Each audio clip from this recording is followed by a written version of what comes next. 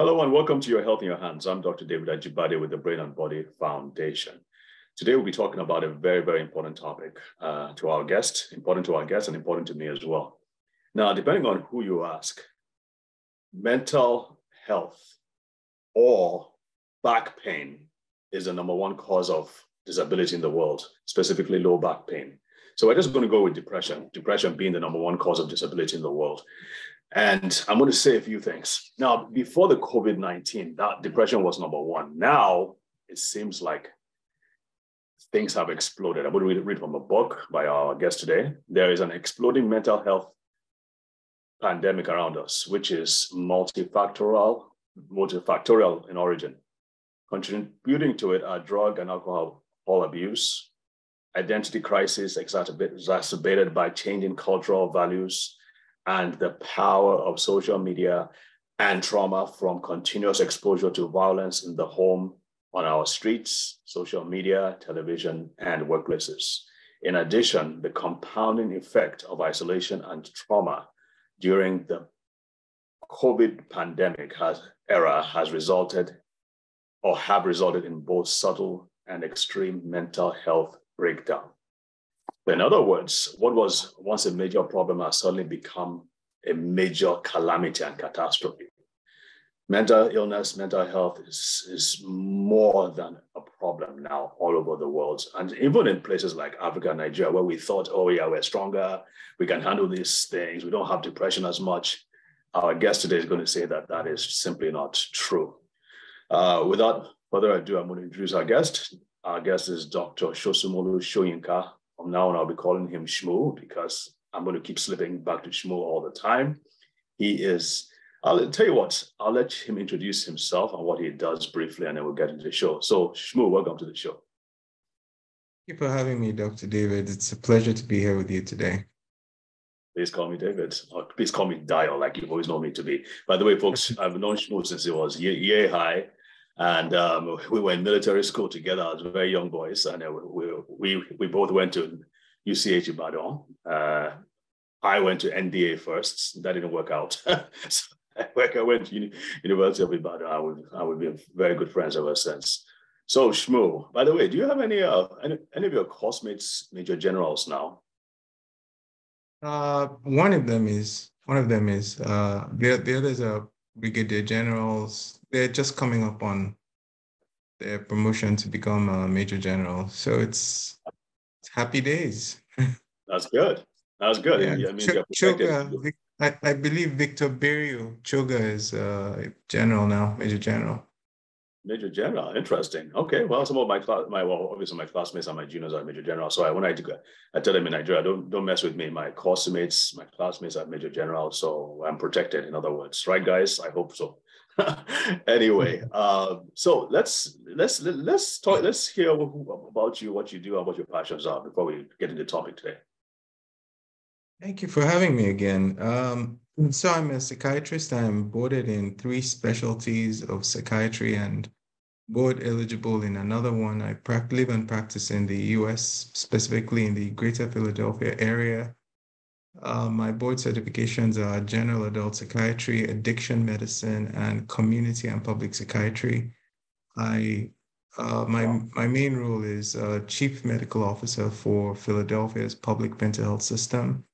Philadelphia is the 6th largest city in the United States, and in many ways, it's a microcosm of what you see in public health and public mental health across the rest of the country. In addition to that, I'm on faculty at the University of Pennsylvania. I'm a clinical associate professor of psychiatry, and I do quite a number of projects with the Department of Psychiatry there, as well as teaching in the Public Psychiatry Fellowship. In addition to that, I also own my own business practice, which is called Sentia Health. Sentia Health was designed, purpose-built to deliver mental health services to underserved populations. It's really to everybody and anybody, but with a focus on people who otherwise would not be able to access care. And Sentia is has an active presence in Pennsylvania, Kansas, and Michigan. And we also are I've retained my license in Nigeria, so I see patients there as well. Oh, wow. Yeah. So the next question is, when do you actually sleep? It's a good question. It's a very good question. with Let's all with move. all, Let's with all those hearts. Oh my goodness, that is so much you're doing. Well, we're proud of you. You are a great ambassador and a great light for us, both from the military and from the medical profession as well. So, mental health, mental illness. Why did you decide to write this book, or why did you decide to start talking about it now? Why now? I think you kind of touched on it. So for decades, we've known for decades that seven of the top 10 causes, by some estimates, seven of the top 10 causes of disability worldwide are mental health conditions. So things like schizophrenia, bipolar disorder, depression, which you mentioned, anxiety, which you mentioned, dementia, substance abuse conditions are, and increasingly we're seeing things like some neurodevelopmental conditions. Like All of autism and these, also, yeah. like autism, yeah, exactly. These are among the leading causes of disability globally. We've known that for decades. What is different now is that we've seen an acceleration in the incidence of or prevalence really of mental conditions. What seems to have happened is those things you read earlier, the increased trauma, maybe it's both increased trauma as well as increased awareness of trauma, the increase in societal pressures, social media there's increasing evidence that that's has a disproportionate impact on teenage females, for example. The increasingly relaxed attitude, particularly among young people towards substances, many of which actually do have a consequence on people's mental health. We can talk about that later. And just the stress and pressures of modern life. These things have compounded the incidence of prevalence of mental health conditions. And on top of that, we had COVID, which COVID was the ultimate stressor for a lot of people. So particularly young people, particularly people who are challenged economically, socioeconomically, i.e. poor people in this part of the world, communities that you call minorities, that is Black and Brown people, which historically had always been marginalized, had always been disadvantaged. And then healthcare workers, people who are caring for loved ones who are sick. These are populations that were uniquely or disproportionately impacted by COVID. And Mm. so when you put all of that together, you have this, it's really just unprecedented, the explosion. So I'll give you a few figures. The incidence of prevalence of anxiety went up, doubled during COVID. It's not come back to its, pre-pandemic levels yet by any estimates. Prevalence of depression has been going up. Suicide rates have been going up steadily over the last 2 decades. And I would say this concerningly for our part of the world, for Nigeria, suicide rates have really skyrocketed. So Nigeria now leads the continent of Africa in suicide deaths and is, I That's think, crazy. and is the sixth leading country in terms of suicide deaths globally. That's crazy. All right, so we understand the statistics in the US, obviously, and unfortunately, we may not be able to get statistics in Nigeria and the rest of Africa. We have But them. We have some we, data. really, tell us about those. Yeah, well, I just mentioned one of the indicators, the rise in suicide deaths in young people, Right. particularly young people, but it impacts other people. We know that, for example, we know that rates of substance abuse also are going up, particularly cannabis. Alcohol has always been high, and stimulant use, methamphetamine has actually also gone up All across right. over So, the last decade or so. but we don't have specific numbers where those concerned.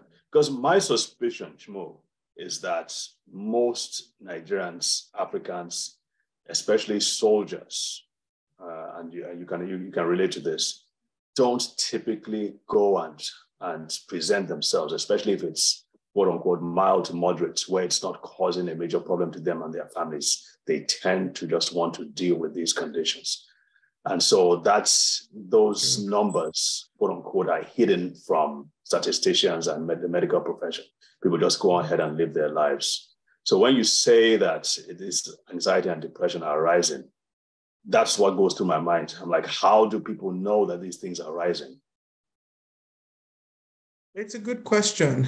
In the way, so because of the nature of mental health conditions, and I think you make a good point, because of the nature of mental health conditions, it's harder to track these things. It's largely relies on self-report. So I can speak to the US because I've lived here for quite a while. There's an annual survey that is done to a representative sample of families and individuals across the country.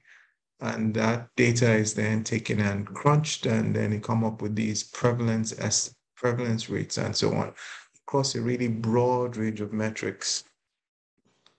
We don't, to my knowledge, we don't do that in Nigeria, but there is anecdotal evidence. The World Health Organization does track data, and then there are local studies that are done, and many are well-designed studies done by practitioners, researchers and clinicians in Nigeria. So I've seen a number of them by Professor Gureje, for example, who is a leading expert really across the continent of Africa and globally. And one of our many professors. others. Yes, one of our professors in UI and very well known globally. He just retired, and many people that he has mentored. I mean, I'm thinking of one specifically by Dr.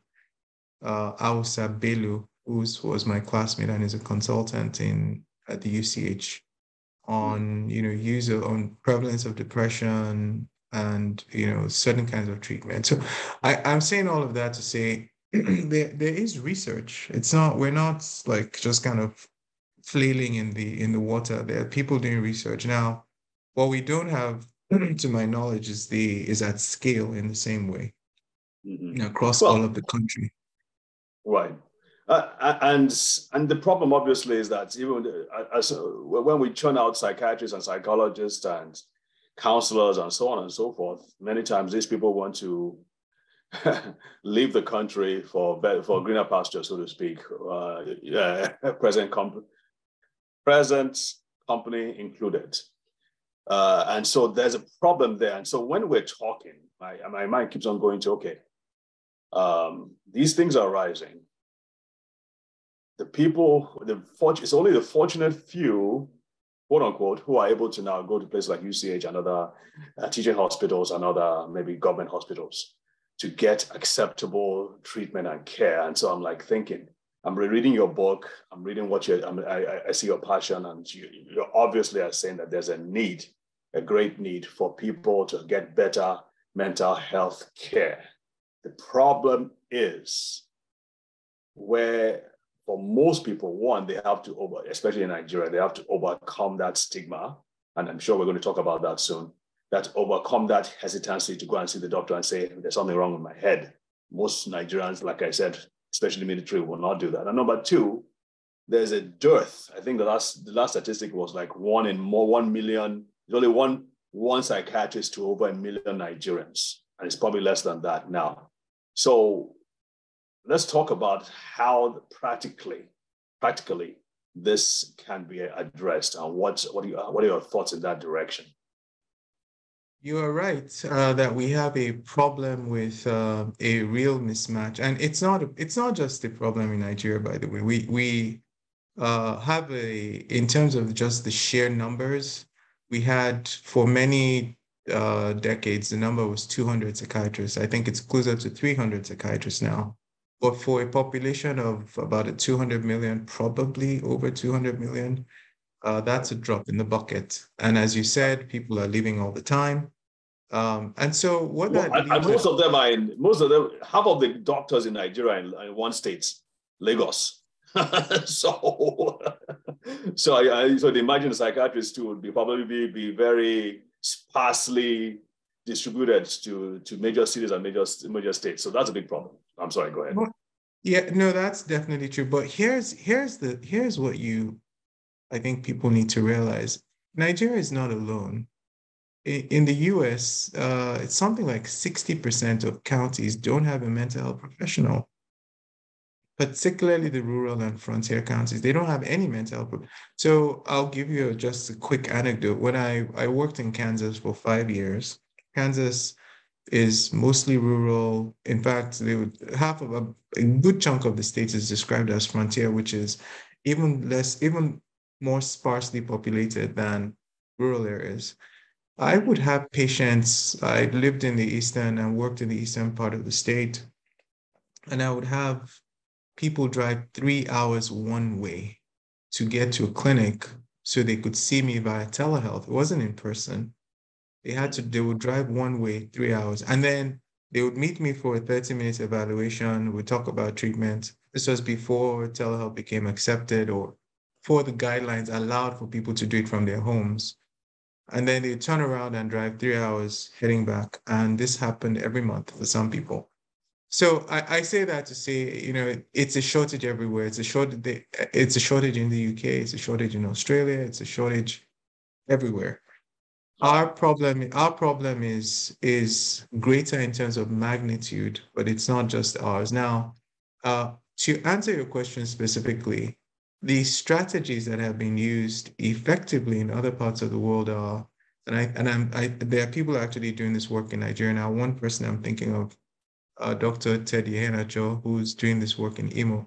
One strategy is to layer mental health or integrate it into primary care so that you train primary care doctors, nurses, community health workers to actually deliver care effectively. And the World Health Organization has done a lot of work around making this practical. So they've developed something called MHGAP, Mental Health Gap, a whole compendium of resources, a package of standard medication, standard sort of medication package that each country should have access to treat basic common conditions. In any event, that one strategy is to integrate it in primary care, and that's not just in Nigeria. That's done here as well. Hi, I'm Wafensi Goodness with the Brain and Body Foundation Clinic. Are you a parent of a child with sickle cell disease or any neurological disorder? I would love to invite you to our free clinics on Mondays and Fridays in Abuja, where we give free consultation and free supplements. And if you're outside Abuja, we can still get help to you wherever you are. For more information, please send a message to the number below, and don't forget to follow us on all social media platforms at Brain and Body Foundation for updates.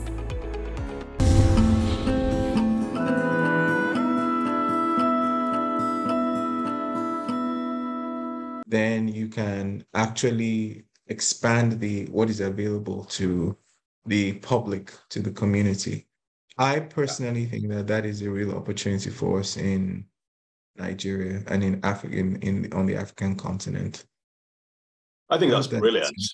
I think that's brilliant. I think it really needs to be pushed. And I'm curious as to what you've been able to do with regards to that. We may not have, I know we may not have all the time to discuss that, but probably we'll have to invite you to come back on to discuss some of the details. I know you've been in you've invited some churches like the Covenant Christian Center to do that. But I want to push back a little bit more, because this approach and this, your solution still requires the intervention of somebody else, especially a healthcare professional. Again, the problem, of course, is there's a big threshold to cross to have someone to actually reach for help. And now many more are certainly reaching for help now, but still a huge gap there where that's concerned. So what can we talk about with regards to the individual? I mean, what lessons do you want to pass across to them so that they can take care of their mental health, understand when there's something going on, understand that this is a mental health problem and not a demonic attack that needs to be prayed out? I'm not saying that there aren't, but there certainly are some psychological issues. So let's hear your thoughts on that in the few minutes we have left, at least. Yeah, I think those are excellent questions. So you've really hit on the reason for the book that you've mentioned several times. So the book it's Understanding Mental Health, a Guide for Faith Communities, and it comes from the idea, the basic premise that you've said this several times now, one of the main problems or challenges to people even getting help is they're afraid to go and seek for help because they're afraid that people will learn, or they feel like they're crazy. They may know that something is wrong, something maybe even be deeply wrong, but they're afraid to go and ask, or they've attributed it to spiritual reasons. It's not just demonic attack, it's spiritual attack from the village, whatever other interpretation that we put on it. Those things may be true, but so the idea behind the book is to simplify, is to demystify the origin of mental illness, what we know from science. Science obviously is not complete, our information is not complete, but we've learned a lot of things that we didn't know decades ago. So for example, we know that, we touched on many of the things that go into a person experiencing mental health problems. So I'll tell you, sometimes there's not. Sometimes there's a trigger or a stressor, which oftentimes not the person is doing. Sometimes there's not. But these people have to live with this pain, and that's the right word for it. They have to live with this pain for a long time. Now, let's even make it more pointed. Person is diagnosed with heart disease or cancer. Everybody comes around and say, "Oh, you poor thing. Let's help you. Let's bring you food. Let's take care of your kids while you're getting through this," right? People rally around. When a person is diagnosed with a severe mental illness, people run away from them. They say, "Oh, I don't want this spirit, this thing to jump on me." Yeah, so people run away. There's none of that help. And that's tragic because that's when people need the help the most. And the evidence is actually pretty clear that if you treat these conditions early, if you treat it with the right tools, if you treat it with the right level of intensity, and if you treat it for long enough, many, many times, it's not always, but many times, people get better. Their symptoms subside or they get controlled. And many people, and you would not believe who, they go about and they just live their normal lives. Give you a couple of famous examples. And these are obviously from Western history. Somebody like Mozart was, by some accounts, had mental health issues. Some accounts. Somebody like Michelangelo? No, I'm thinking it's a Dutch painter, but he also had severe mental health. Van Gogh? Van Gogh is who I'm thinking of, yeah. Had a serious mental illness. I'm thinking of a woman right now. She's a professor at, I think it's St. Andrews University in Scotland. I think she's a full professor in a university in Scotland and another university in the US, top university, I think it's Columbia. Has been diagnosed with bipolar disorder most of her life. I'm thinking of one person I'm working with right now who is very open about that bipolar diagnosis, but is one of the most productive people I've ever met. Wow. Yeah. Well, the good thing is that there's a lot of support in the US as opposed to, a lot of both government and professional support about them. But yeah, you make a good point. You make a very good point. We may have to wrap this up now because we're out of time and I know you have to go. But so I just want to say a big thank you. We definitely have to have you come back and talk about this in greater detail. But before you go, I want to say a big hello again to people. Well, not big. Folks, before I let Sosunmolu go, before I let Dr. Shoyinka go, I want to say again that his book called Understanding Mental Health is out there. I really recommend this for faith leaders, leaders in the business community, people anywhere and everywhere. Please get the book. I've been reading it and it is fascinating stuff. Very, very helpful. Because the bottom line is, as you know, the title of our show is called Your Health in Your Hands. In the final analysis, it's in your hands. You have to make that move. Take care of your health, seek for help, ask for support. Don't keep it to yourself.